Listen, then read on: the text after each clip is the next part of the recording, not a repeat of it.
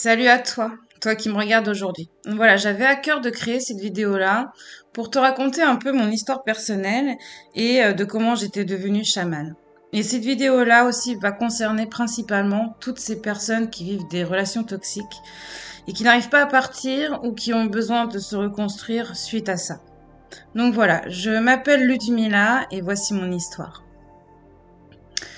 Dans la quête de l'amour, il arrive parfois que l'on se perde. Et c'est ce qui m'est arrivé.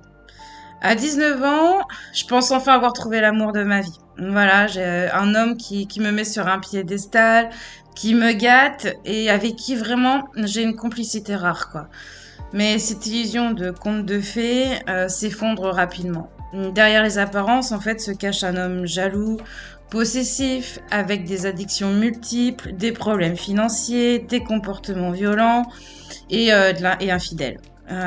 Et pourtant, malgré tout ça, je reste prisonnière de cette relation, me sentant vraiment incapable de partir, par peur de l'inconnu, de la solitude et de doutes constants. En fait, de qui serais-je sans lui. Pour moi, j'avais fait ma vie autour de lui, donc en fait, j'étais personne, j'étais rien sans lui. Puis un jour, à l'aube de mes 30 ans, une révélation de plus d'infidélité, en fait, déclenche chez moi un gros déclic. Après 11 ans de souffrance, de résignation et de doute, je décide enfin, dans un élan de libération, mais vraiment total, de partir et de reprendre le contrôle de ma vie. C'est une décision vraiment difficile, mais profondément salvatrice.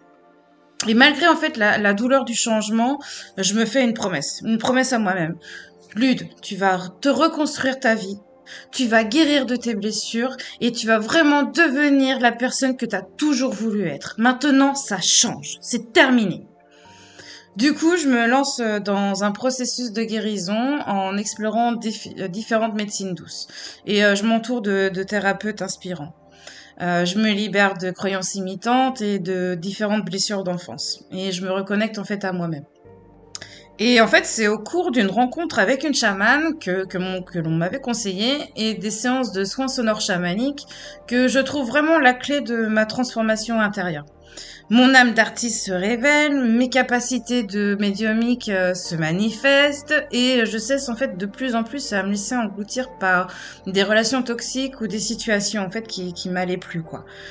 Donc en fait, après, ma vie a pris vraiment un tournant encore plus marquant lorsque je pars vivre une expérience spirituelle dans le désert.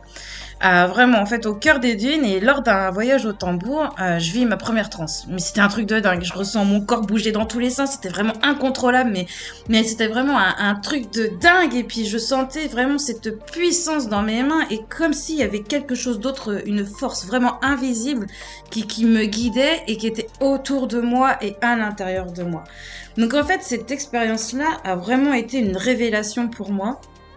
Et c'était sûr, en fait, les soins sonores sont ma voix et que c'est une voie de guérison et de transformation que je souhaite et que je décide de partager avec le monde. Donc en fait, je commence à organiser mes propres soins sonores collectifs et individuels et je découvre en fait que je peux aider d'autres femmes ou d'autres hommes à se guérir, à retrouver l'amour de soi et à se transformer. Chaque soin, chaque rencontre, en fait, renforçait ma conviction que ma mission de vie est d'inspirer et d'élever tous les autres, en fait, à travers la connexion spirituelle et vraiment l'amour véritable. Aujourd'hui, je peux le dire, je vis une vie remplie de sens et de sérénité. J'ai appris à m'aimer, à me connaître, à m'aligner avec ma mission divine. Alors bien que le chemin a été semé d'embûches, hein, ça n'a pas toujours été facile, ça c'est vrai, mais il m'a vraiment amené à une version de moi-même que j'aurais jamais imaginée et bien au-delà en fait de toutes mes espérances. C'est vraiment magique, quoi. Je suis dans une belle gratitude en fait. Et en fait, du coup, grâce à mon histoire, je veux montrer à toutes celles et ceux qui traversent des épreuves similaires qu'il est vraiment possible de se libérer, de se retrouver, de guérir et de se réconcilier avec l'amour et avec la magie de la vie. C'est surtout ça.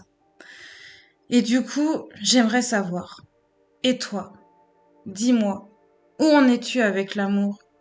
T'épanouis-tu ou t'enfonces-tu un peu plus chaque jour? Depuis combien de temps tu hésites à partir? Un mois? Un an? 10 ans comme moi? Ou peut-être même 20 ans? Combien de relations toxiques il te faut encore vivre pour comprendre que tu dois lâcher ces schémas répétitifs? Tu sais, il est jamais trop tard pour apprendre à s'aimer et à s'épanouir. Même si personne ne t'a montré comment y parvenir, je t'assure. Tu as le pouvoir de choisir, tu sais. Et si tu décides de te libérer, sache que je serai là pour t'aider et t'accompagner dans cette magnifique transformation. Avec tout mon amour. À très vite.